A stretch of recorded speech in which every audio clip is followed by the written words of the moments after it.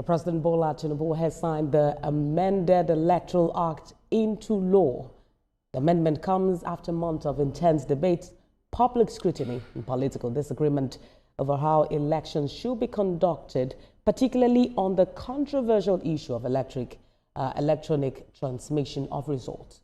State House correspondent Femi Akonde reports. The signing ceremony at the presidential villa marks the end of a long and often contentious legislative journey aimed at reshaping Nigeria's electoral framework ahead of future polls.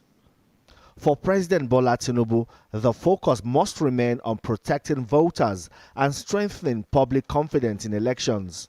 He insists that no Nigerian must be disenfranchised in the quest to modernize the system.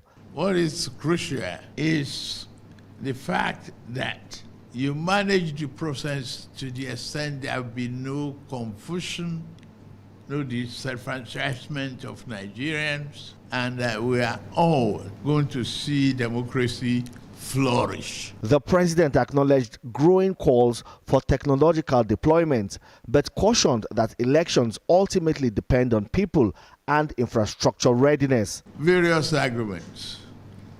Maybe Nigeria should question our broadband capability. How technically are we today?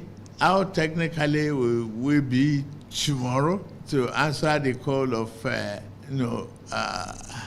either real time or no? Central to the controversy is whether Nigeria is technologically prepared for seamless, real-time electronic transmission of election results nationwide. The new law attempts a compromise.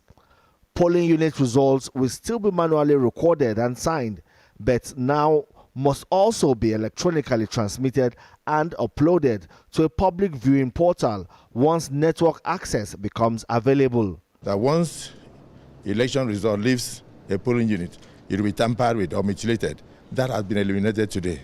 So we are satisfied that we have met the aspiration of Nigerians. That the issue of real time also comes in. Once you transmit, even if there is no network at that time, once you go to where there is network, it will still drop. So eventually everything will still be shown. So we are happy and satisfied that we have been able to interpret the intentions and the yearnings of majority of Nigerians, not those who are politically motivated. Lawmakers also highlight other key changes, including giving political party members greater say in candidate selection through direct primaries and revising provisions that previously allowed candidates with very low votes to emerge winners after court disqualifications. The number of days notice, which was earlier in the 2022 Act, 360 days, now we have seen the wisdom to reduce it to 300 days. And this will inadvertently translate to holding the presidential and National Assembly elections in January 2027. And that will technically avoid conducting election during month of Ramadan of 2027.